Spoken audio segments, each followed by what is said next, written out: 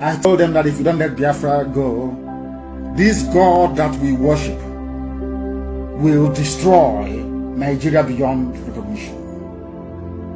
It happened to Pharaoh in the Bible. Pharaoh was mocking God. Who is this your God? God, sit down. When Moses told Pharaoh that Elohim said, let my people go, he refused. He said, it's nonsense. They are talking rubbish. Are you not here? Are you not our servants here? It's something they're saying. Don't people have shops here selling motor spare parts? Are you people not the ones doing trading here? How can God come to save you people? And I said to them many years ago, Elohim said, let my people go. And I went on to add, if you do not let us go, Nigeria will be worse than Somalia. I made it very clear. I don't believe in stupid prophetic pronouncement. Very clean and clear. Somalia will be better than the zoo called Nigeria. If you don't let our people, if you don't let the children of God go, God will visit his anger. People don't know, as I told Britain the same thing. Regardless of their first world state, I said to Britain, if you continue to meddle into the affairs of Biafra, God will divide Britain into pieces. Will cut Britain into pieces.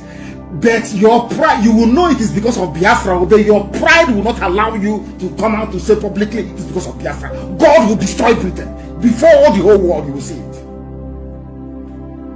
Now they have realized their mistakes, that they are going back. Little by little, of course. God will destroy Nigeria beyond redemption. Many of you shouting one Nigeria, you're going to die. Many of you will die. Because of that one Nigeria, you're going to die. Write it down. Don't say, don't misquote me. Write it down. I said, all of you championing one Nigeria, prominently, you are all going to die.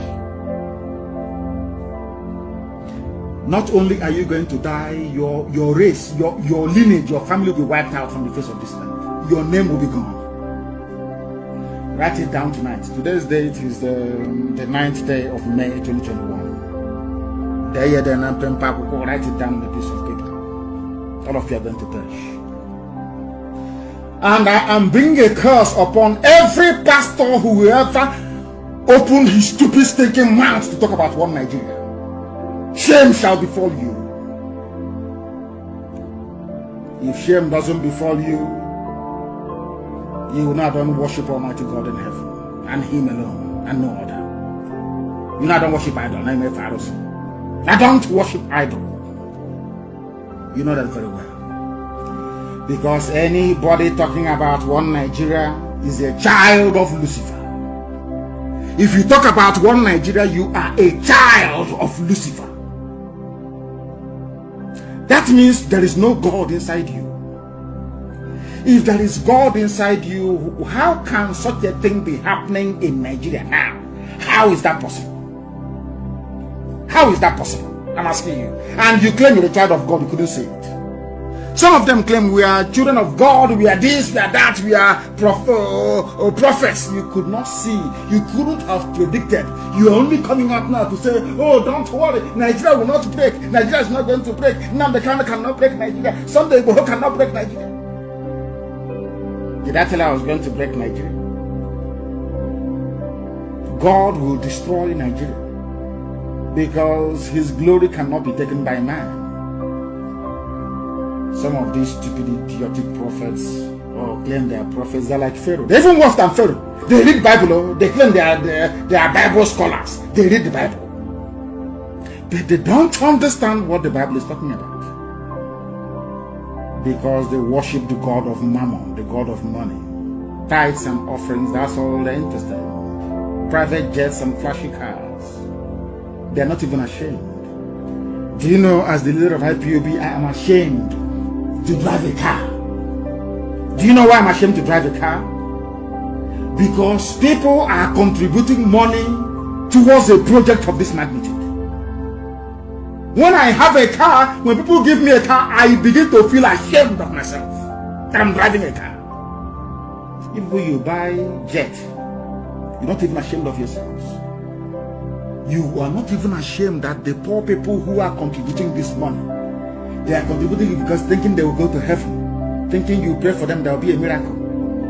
If you people claim there is a miracle, pray for miracle not to happen in Nigeria. You've been praying for many years. The more churches you open, the more mega auditoriums you build, the more Friday night you have, the more bandits are taking over your villages. Don't you understand it?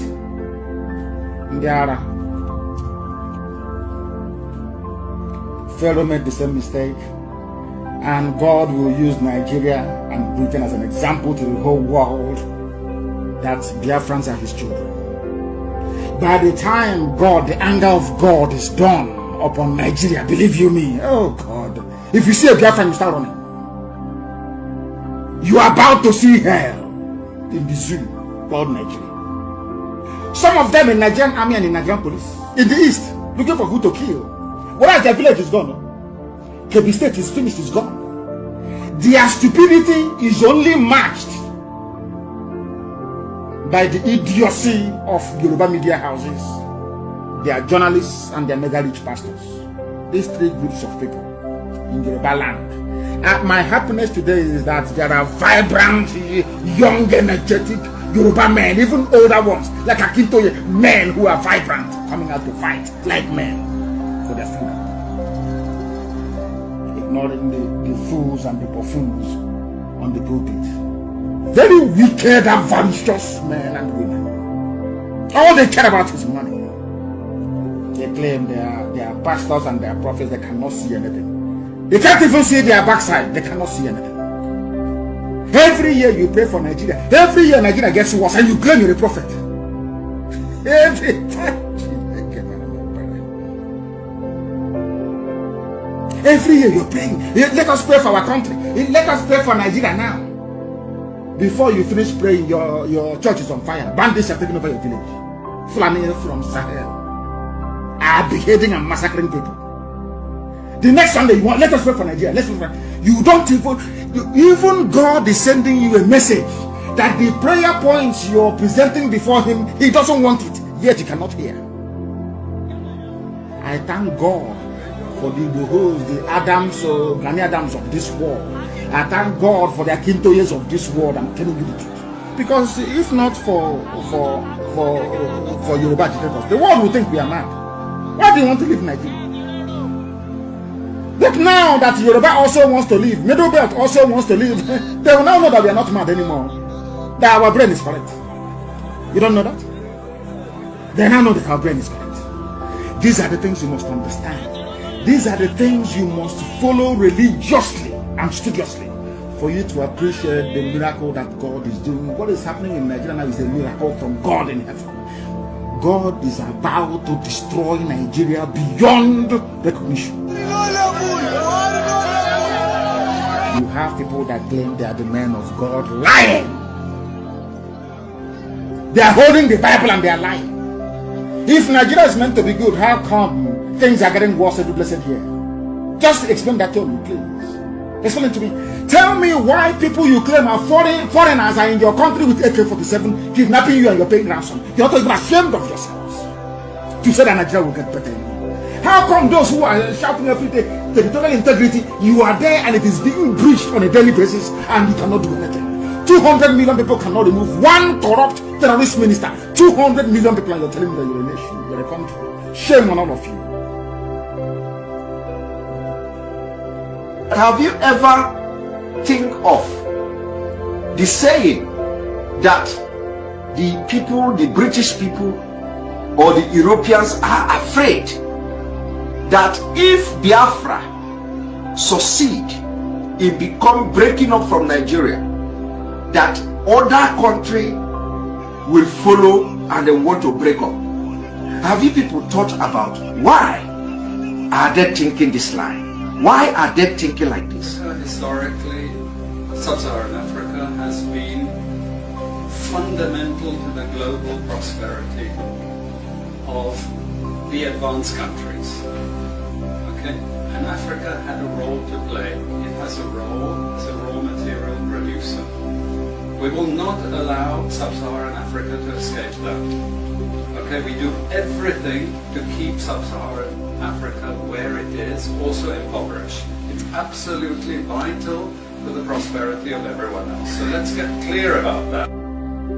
Is a question. Why is it that the Europeans are afraid of other countries within Africa, may follow up the breakup of Nigeria, and they would want to break up and form their own country? I want you people to ask yourself, why are they thinking like this?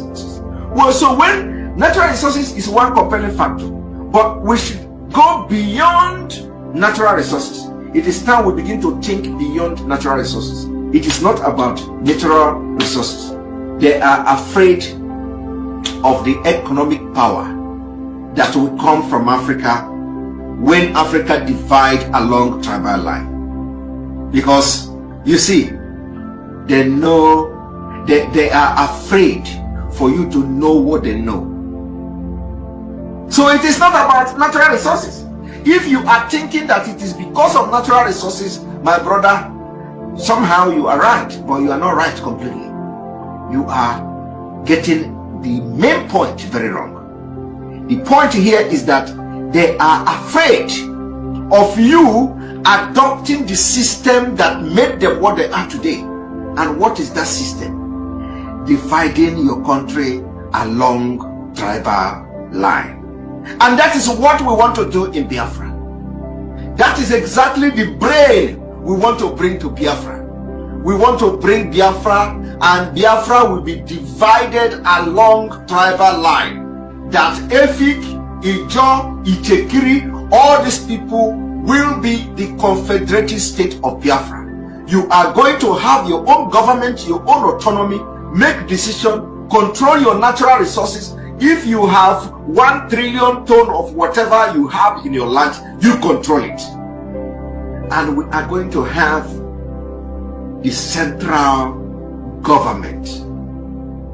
And it is going to be joint military. The military is going to be like a NATO. If anybody is attacked, the entire Biafra will come. So we are going to have one common defense system. One common defense system. You see, just like this Europe is a little bit different. Europe is they have countries and all that. And within this country of Europe, there are countries that have autonomy, that have also autonomy within their own countries. Believe me, this is what they don't want us to do. This is what they don't want you to do. The Europeans discover that when they are together as one bunch people with different background, different culture, different language, different understanding, different thinking, things were not working. Things were not working. From 1940, 1930s, 1950s, 1960s, when these countries in Europe were still in one big for nothing country, there were no progress. In fact, do you know that, let me tell you, when they tell you that in Nigeria, in Benin or so, or is it in Ibadan or so, they have television before Switzerland. They have television, TV in Nigeria. Or in Yoruba land have TV before Switzerland. Do you know why? Do you know why Yoruba were able to have television before some countries in Europe? Because that time the economy was divided along tribal line. You have, they call it region. They call it regional government. They call it region. It is not region. It was divided along tribal line, and the tribe were allowed to develop and govern in themselves. Nigeria, we see the caliber of people who are ruling us so wicked. They are not ready to leave the government. They are not ready to do what is necessary for the citizen. They are not ready to repair the road. They are not ready for any good thing. So, and because we know, according to the amalgamation 1914, that at 100 years, if any tribe is ready to leave Nigeria, they can leave. And that is why we are here, because in 2014, we know it's already 100 years. And that is why Yoruba has come up with this, that we want to stand because we believe that we are a nation of one, we are a people. We are a people of one language. We are a people of one tribe, of one culture. And we are already existing, even before this fraudulent amalgamation. We are already existing. So, why won't I agitate for the freedom of my people? And also, we were told that during that time, Oduduwa, Yoruba have their embassies, their consulate, even in the United Kingdom. And according to them, they even had their own passports. Oduduwa you see today, Yoruba people you see today, had their own passport. Do you know why they were able to go to that length? Because it was along tribal line. So Yoruba people was fighting to make sure they are the best in Nigeria. And they're actually the best. They were the best. They were able to have television station before Switzerland. So now, where did they get it wrong? Where did they get it wrong? They get it wrong when they gave up this opportunity to govern themselves along tribal line. They gave it up to Nigeria. This cannot be start of video. And the problem of Nigeria and the problem of Yoruba started from there. Today, they can't boast of anything. Everything gone into the thin air. The embassy, the passport, the Yoruba people travel to London. Before they go to London, the British government have their data. That was how good and organized the Yorubas were. So while it has become imperative for me to teach this thing in a different way, is that a lot of people are having misconception of what Biafra is going to be. So we are going to have the confederating state of Biafra along tribal line. So what we are talking about is that the confederating state will be divided along tribal line. All ethnic group making up Biafra will be the confederating state, because that is what Europe, that is what the Western world have done, and they are progressing today. So when Russia was a very big and large country, like a continent, Russia, people that made up Russia, Soviet Union, not even before the Soviet Union, the country that were under Russia, even Finland was under Russia, Estonia, all this country was under Russia. Do you know what happened? They fought war. Finland, they fought war with Russia. They fought a very deadly war with Russia. They won Russia. And Russia gave them independence. I'm telling you, Finland fought Russia as big, as large, and as powerful as Russia. Finland fought them. They won and they got independence from Russia. Do you know why? You don't know. Let me tell you. When Finland was under Russia, Finland still speak their language. They speak Finnish. Russia speak Russian. Do you see that it cannot work? Do you see that the culture is not one? Russian culture and Finland culture is not the same. So Finland was not able to progress under Russia. Under Russia, Finland could not progress under Russia. But immediately they fought and break away from Russia, they started progressing to the extent of today. They are one of the powerful countries in the world. Because Finland was a tribe under Russia. Finland was one of the tribe under Russia. I hope I'm communicating. Let me also tell you that a country called Georgia was also under Russia. And also they got independence from this Soviet Union. This one was just yesterday. Finland oil was before. Now, after these countries broke away from Russia into their tribal line, the progress started. As I'm talking to you today, in Russia, you have poor people. You have people that are poor and even more poor than people in Nigeria, in Russia. Some of the territory of Russia today, they are very, very poor. When I say poor, I mean poor to the extent that you in Nigeria village can feed them. I am very serious. And do you know why those people will continue to be poor? Do you know why they will continue to be poor? Remember that Russia have money. Russia have oil. Russia have the same thing with Nigeria. But there are poor people who are very, very poor in Russia. Very poor.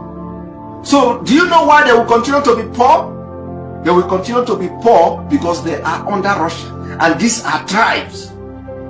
These are tribes that are still now under Russia. And any day they break away from Russia, they are going to be progress in that region. Because their tribe is they are different. Now let me also tell you that when you enter from Estonia to Latvia, to Lithuania, to Poland, to Czech Republic, to Slovakia, to all those countries, they are very, very small countries divided along tribal line. That is why they are progressing. So now, you see, we have come to know the secret. We have come to know the secret of Europe. We have come to know the secret of civilization. We have come to know the secret. And we are going to liberate Africa from what we have learned and what we have come to see. Leaders of the people, you can engage them. But I also want to suggest there is nothing stopping the genuine leaders of the people from meeting. I have read the statement of the Northern Elders Forum signed by Hakim Baba Ahmed. There is nothing stopping Northern Elders Forum, Arewa Consultative Forum, Ohaneze Ndigbo, Afenifere, the leaders of the different ethnic groups in Nigeria, from sitting down together and begin the process of talking if the government is refusing to organize them. We know that there is so much injustice in our system and that the government is showing serious sensitivity to it. And that is why there is crisis all over the country. It is not a Southeast thing. Southeast is just a yesterday matter. No 3 days passes in Nigeria without at least close to 100 people being killed. When a government is no longer able to protect lives and property of their citizenship, of their citizens, then definitely that government has a challenge. And they cannot continue to pretend that it is very much in charge.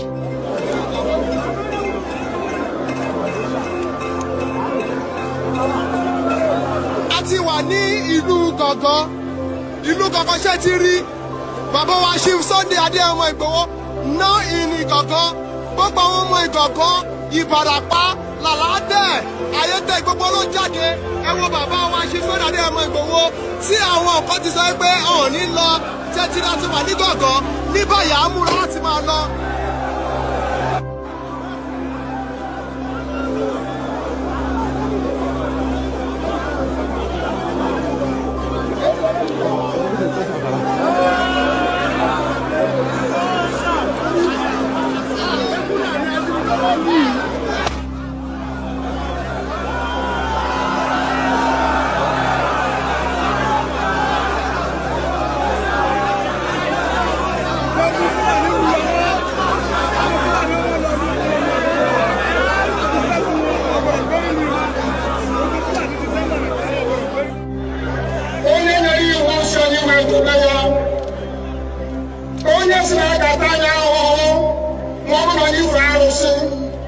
anyị wee na-efe arụsị mgbe were iwe gị na ọnụma gị wee bịa leta anyị ụmụ anyị wee na-anwụsị ụfọdụ nọ n'ụzọ ije ha anaghị alọta ụlọ ọzọ nne na nna wee na-ata ahụhụ wee na-ata ikikere eze nwaanyị konye ka ọgụ ubi gaa rụọ ọrụ Fulani chiri ehi bata ebe ala ihe niile n'iyi okwu ebepụ ya isi anyị bụ ka anyị kpọpụ onye nwe anyị n'ugwu Awụsa ahụ ejide anyị wee gbuo ihe ọbụla anyị mara aka n'ime ha si maka ha aga n'ihu elekwa ọdụ ụgbọ mmiri n'igwe ọcha bụ ememiri agha nke dị na Kalaba otu aka ahụ